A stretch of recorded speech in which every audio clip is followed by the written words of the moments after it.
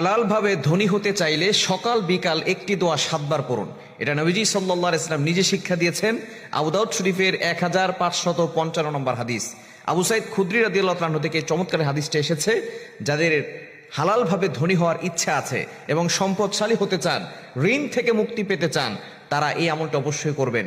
নবীজি সাল্লাল্লাহু আলাইহি ওয়াসাল্লাম একবার তিনি যাচ্ছিলেন, আবু সাইদ খুদরি রাদিয়াল্লাহু তাআলা তিনি বলছেন, এটা আবু দাউদ শরীফের 1555 নম্বর হাদিস।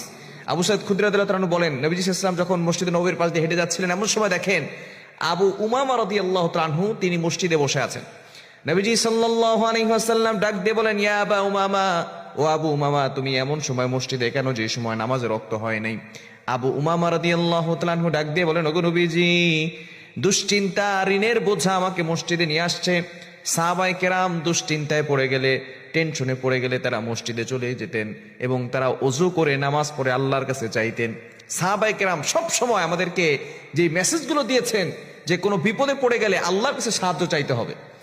আল্লাহ তাআলা নিজে বলে দিয়েছেন 2 নম্বর পারা 2 নম্বর পৃষ্ঠার 10-11 নম্বর লাইনগুলোতে, সূরা বাকারার 152 নম্বর আয়াতে আল্লাহ তাআলা জানিয়ে দিয়েছেন, ইয়া আইয়ুহাল্লাযীনা আমানুস্তাঈনু বিস-সাবরি ওয়াস-সালাহ। সূরা বাকারার 153 নম্বর আয়াত, হে ঈমানদারগণ, তোমরা ধৈর্য এবং সালাতের মাধ্যমে আল্লাহর কাছে সাহায্য চাও। সাহাবায়ে কেরাম বিপদে পড়লে আল্লাহর কাছে সাহায্য চাইতেন। আবু উমার রাদিয়াল্লাহু তাআলা আনহু মসজিদে চলে গেছেন। নবী সাল্লাল্লাহু আলাইহি ওয়াসাল্লাম বলতেছেন, ও আবু উমামা, ইয়া আবা উমামা, হে আবু উমামা, তুমি এখানে বসে আছো নামাজের রক্ত ছাড়া? তিনি বলতেছেন, টেনশন আর ঋণের বোঝা জর্জরিত হয়ে আমি মসজিদে এসেছি। নবী সাল্লাল্লাহু আলাইহি ওয়াসাল্লাম বললেন, আবু উমামা, তোমাকে এমন কি কোনো বাক্য শিক্ষা দিব না যে বাক্যর আমল করলে আল্লাহ পাক রব্বুল আলামিন তোমাকে ঋণের বোঝা দূর করে দিবেন, তোমার টেনশন দূর করে দিবেন, দুশ্মনের দুশ্মনী থেকে আল্লাহ তোমাকে হেফাজত করবেন এবং আল্লাহ তোমাকে হালাল ভাবে ধনী বানিয়ে দিবেন। সুবহানাল্লাহ বিহামদি। এই আবু উমামা রাদিয়াল্লাহু তাআলা আমলটি করছেন সকালবেলা 7 বার, ফজরের নামাজের পরে, মাগরিবের নামাজের পরে 7 বার।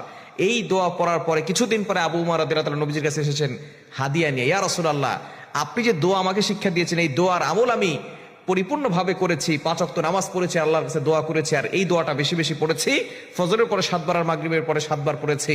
আল্লাহ তাআলা আমার ঋণের বোঝা দূর করে দিয়েছেন।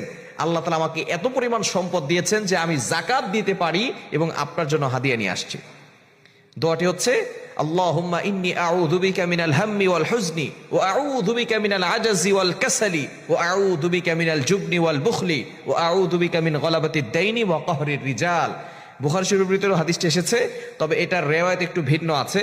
তবে এই হাদিসটা আবু দাউদ শরীফের 1555 নম্বর হাদিস। নবীজি সাল্লাল্লাহু আলাইহি ওয়াসাল্লাম চমৎকার এই দোয়াটা শিক্ষা দিয়েছেন। এই দোয়াটা ফজরের পরে 7 বার পড়বেন, মাগরিবের পরে 7 বার পড়বেন। আল্লাহ তাআলা গায়বী সাহায্য আপনাকে দান করবেন, ঋণের বোঝা দূর করবেন।